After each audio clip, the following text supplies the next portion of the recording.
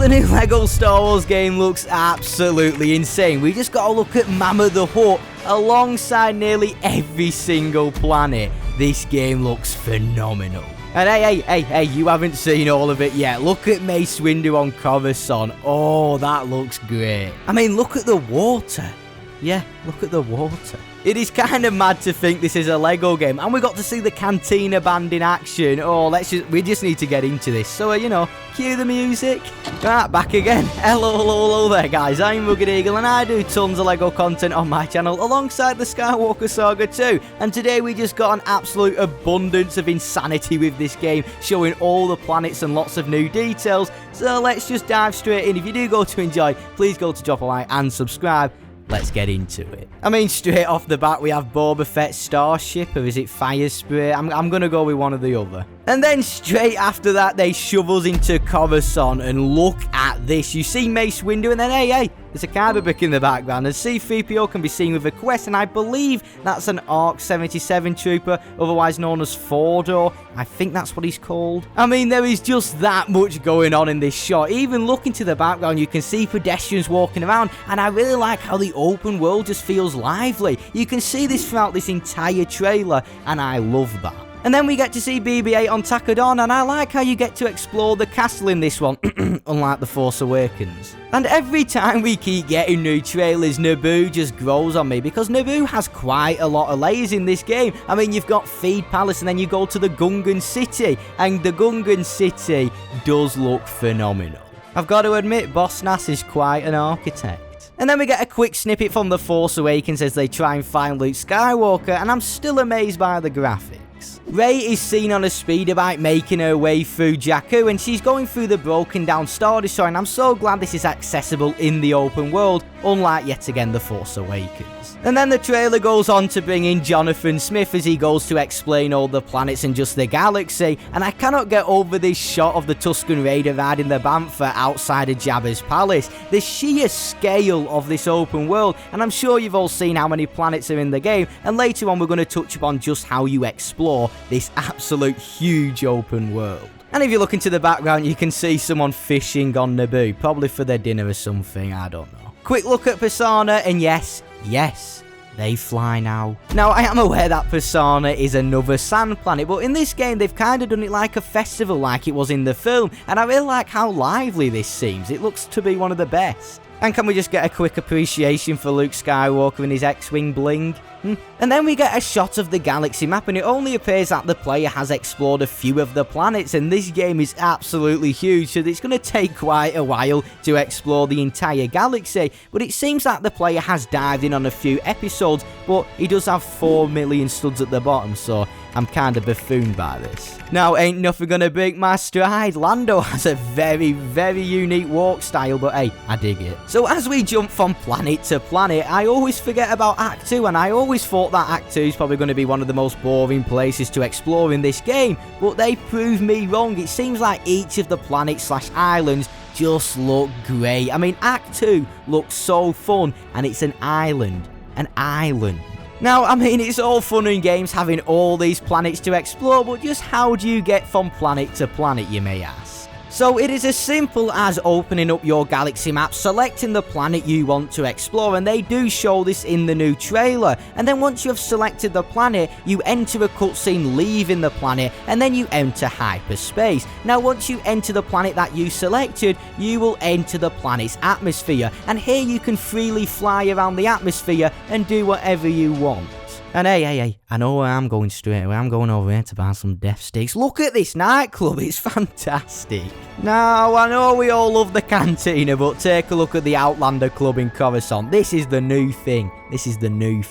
I mean, it's always great to see a bit of concept art too. I'm all in for that. I love concept art. Now, going back to what I mentioned earlier when you go to board planets, once you've entered the planet's atmosphere, you then can enter the planet's system. And we see an example of this of the Millennium Falcon landing on Kashyyyk. And it's also cool just to see the characters' animations in this game and the modelling for certain characters. We'll get onto that even more later on, but here's a look at a movable hairdryer, otherwise known as Dio. Then we get to see Luke Skywalker running with a hunched up back. That is a really bad run for posture, I'm telling you. Luke, you ain't going to be a Jedi. You're going to end up breaking your back before you become one. And then we get to see Greedo riding around on the speeder bike. Love it. And basically they go to show off and break down the weathering effect, and I'm sure you all know what that is by now. If you're on a sandy planet, you will get sand on you. Same if you're on a snowy planet, you will get snow on you. And just in case you missed it, a mouse droid just whizzes past with a stormtrooper helmet on. I have no idea why, but he's on one, him. Now here we get a fantastic shot of Chewbacca with a thermal detonator satchel, and it looks like you can store up to a few thermal detonators in your satchel, because in one of the previous trailers we did see a thermal detonator crate, so it looks like any character can pick them up, unless it only applies for smugglers, otherwise known as scoundrels. We'll have to see. Now we get a wonderful shot of Commander Gree and Tarful on the planet of Kashyyyk. Now, just in case you missed it, we do get a glimpse of Yoda's hut on Dagobah. You see it for a very split second, but hey, there's Yoda's hut. And now brace yourself for one of the most weirdest things I've ever seen, but one of the best things I've ever seen. Qui-Gon is banging his head on an MTT, and it makes the Star Wars theme. Yes, you heard me. Have a listen. Obi-Wan Kenobi is taking a stroll through Coruscant, and it just looks like Blade Runner. I absolutely adore Coruscant, and I think I'm going to be on this planet all the time. Otherwise, it might be Naboo. I don't know. And the developers should be really proud of this, because just how they depicted Star Wars in this LEGO game through each of the planets with their own unique style and tone, they really have captured each tone for each planet. I mean, look at Bespin. It's just pulled straight out of Empire. It looks great. But it's not just pulled straight out the movies. You can even explore more than what is seen in the movies, such as this shot of Bespin. You get to see the city and some food stalls. There's more than what meets the eye, and I just love all the lore that they've gone into to bring us this open galaxy. And then the shot of Jar Jar Binks running on Naboo, just about to head into the Gungan city. You see wonderful lens flares. J.J. Abrams will be proud. And then jumping from that, we go to Mos Eisley in the cantina, when we meet the Cantina Band, and we don't really hear them play, but the Cantina Band have some quests, which is wicked. And at this stage in the video, they go to break down all the missions and side quests, and they speak to Gerald the Jawa. Is that how you say that one? And it's interesting because you do need a protocol droid to hear what he's saying, because if you use any other character, all you'll hear is, brace yourself, Houtini. And yeah, that mission is basically where you have to feed the Sarlacc pit. I mean, come on, he's had Boba Fett for lunch. He should be pretty fulled up here. And with us seeing loads of characters and open worlds, we now get an in-depth look at the quest tab, otherwise known as missions.